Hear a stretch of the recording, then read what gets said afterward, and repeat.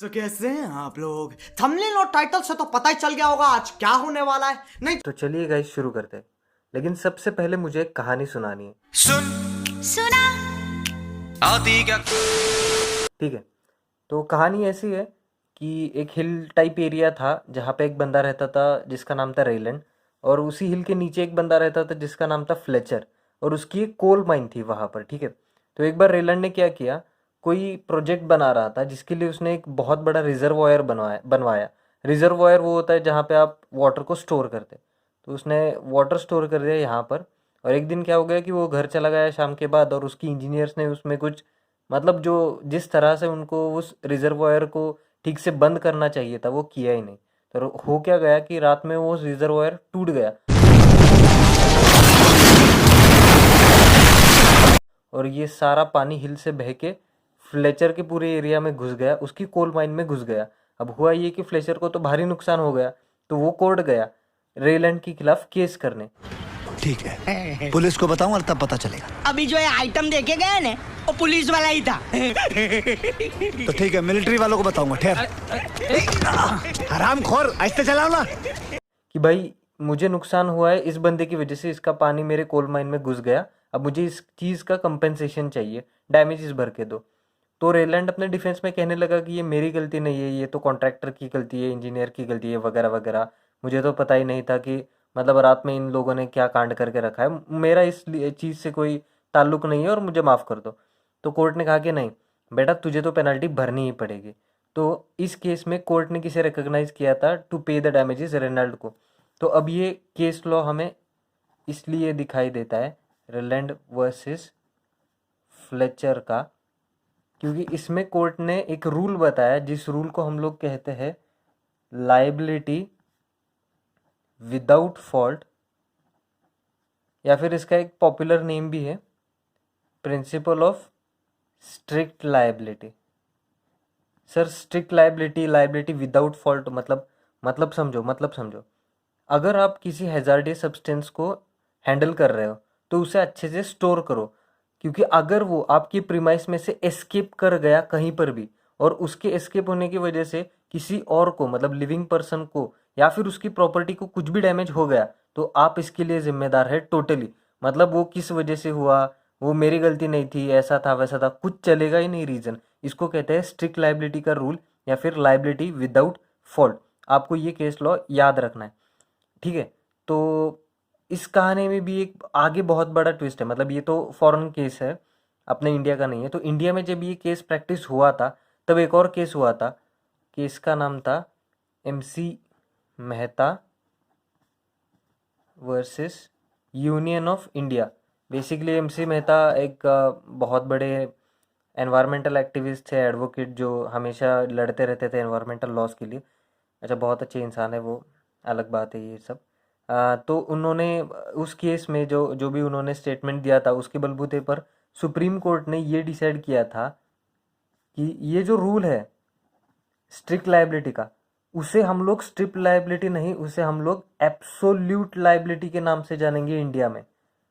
Sir strict liability और absolute liability में अब डिफरेंस क्या है? तो बात ऐसी है, स्ट्रिक्ट लाइबिलिटी मतलब विदाउट फॉल्ट का पेमेंट करो, लेकिन फिर भी फॉरेन कोर्ट्स इस लॉ में कुछ एक्सेप्शंस रखते थे। For example act of God हो गया, या फिर प्लेंटिफ का नेग्लिजेंस हो गया, ऐसे करके 4-5 और एक्सेप्शंस थे। लेकिन इंडियन लॉ में सुप्रीम कोर्ट ने ये कहा कि हम लोग एब्सोल्यूट लाइबिलिटी के रूल को मानेंगे, मतलब नो एक्सेप्शन। मतलब अगर समझो कि रेलैंड का यहाँ पे रिजर्वॉयर है, उसने सब कुछ अच्छे से किया है, मतलब बहुत अच्छे तरीके से स्टोर किया वाटर को या जो भी हैजार्डियस सब्सटेंस है, लेकिन अर्थक्वेक आ गया समझो, और ये कुछ लैंडस्लाइडिंग वगैरह हो गया ऐसा मान के चलो, तो ये अब इसमें रेलैंड की गलती तो है नहीं, लेकिन फिर भी कोर्ट ये कहेगा कि भाई आपको डैमेजेस तो देना ही पड़ेगा, ठीक है। तो हमें ये रूल याद रखना है, कौन सा? एब्सोल्यूट लाइबिलिटी का। ओके, तो एक बार कंटेंट को देखते कि मैंने लिखा क्या है। मतलब इजी लैंग्वेज में लिखा है, if you are handling hazardous substances, dynamite और बारूद और सबसे ज्यादा petrol, preserve or store it with utmost care. If it escapes your premise and causes injury to any living being or property, then you are liable to pay even without fault. तो आपको किस लिए पे करना है? Total, permanent, partial disability या sickness due to the accident. ठीक है, तो मतलब पेमेंट करना है हमको अगर कुछ भी दिक्कत हो जाए हमारे हैजार्डियस सब्सटेंस के एस्केप होने की वजह से। लेकिन इतना पैसा हम लोग लाएंगे कहाँ से? मतलब समझो अगर रेनाल्ड जैसे बंदे ने हाथ ऊपर कर दिया तो करेंगे क्या? मैं खाने के पैसे नहीं है मोहताज, जो इन वकीलों को मैं खिलाता हूँ। तुम लोगों मेरे से मांग रहे हो, वकीलों से मांग रहे हो। अरे कुछ तो शर्म करो, मेरी हालत इतनी बुरी है, आराम करो। अरे भगवान से डरो तुम लोग। सब नुकसान हो गया। हाँ हाँ, सब कुछ खराब हो गया, एक बूटी कौड़ी नहीं बची है।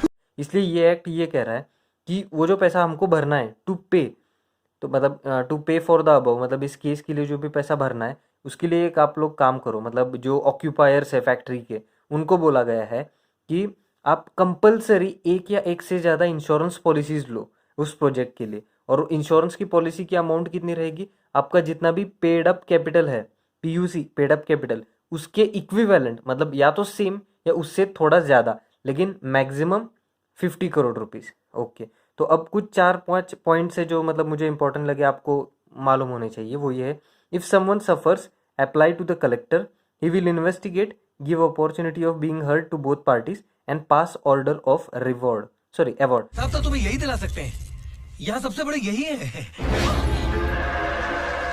रुको लड़की, इंसाफ होगा,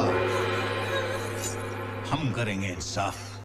मतलब अगर समझो अभी इस केस में देखो फ्लेचर को नुकसान हुआ तो उसने कहाँ जाना चाहिए? कलेक्टर के पास जाना चाहिए। कलेक्टर को मतलब अपना दुख पूरा सुनाएगा, सारी कहानी बताएगा। तो कलेक्टर क्या करेगा? इस केस में इन्वेस्टिगेट करेगा, अपॉर्चुनिटी ऑफ बीइंग हर्ड देगा, मतलब दोनों को भी, दोनों पार्टीज को, और पास करेगा ऑर्डर ऑफ अवार्ड कि हाँ भाई तुझे इतना इतना डैमेज का कंपेंसेशन देना है। अब ये जो भी ऑर्डर कलेक्टर ने पास किया है उसको कंप्लाई करना होगा कितने डेज में? 30 डेज में। ओके, 30 साल का तो टाइम दे रही है। तो this provision is introduce to avoid heavy load on occupiers for liability. मतलब ऐसा ना हो कि बाद में पैसा ना रहे या फिर हाथ खड़े कर दे जो भी एम्प्लॉयर्स है या ऑक्यूपायर्स है। और क्या, always cooperate with the government authorities for entry, investigation, books of accounts, info etcetera. They can also order seizure or destruction. मतलब गवर्नमेंट अथॉरिटीज़ जब भी आपके पास कुछ भी डेटा मांगने आएंगे कि भाई एग्जैक्टली तुम्हारे डिटेल्स बताओ, अगर वो एंट्री करे, इन्वेस्टिगेशन करना चाहे तो उनको रोको मत, ये ऑफेंस हो जाएगा। और अगर उनको लगा कि तुम्हारा हैजार्डियस सब्सटेंस का होना मतलब उस प्रीमाइस में या तो लीगल नहीं है या फिर बहुत ज़्यादा डेंजरस है या फिर किसी और लॉ के प्रोविजंस को वायलेट कर रहा है, तो गवर्नमेंट अथॉरिटीज़ आपके उस हैजार्डियस सब्सटेंस को सीज कर सकते हैं या फिर उसे डिस्ट्रक्ट भी कर सकते हैं। तो चलिए guys, that's all for the day. एक छोटा सा एक्ट खत्म हो गया, पब्लिक लाइबिलिटी इंश्योरेंस एक्ट 1991। और अगर आपको ये वीडियो पसंद आया तो प्लीज़ वीडियो को दीजिए लाइक, चैनल को दीजिए सब्सक्राइब। मिलते हैं अगली वीडियो में। Till then stay tuned.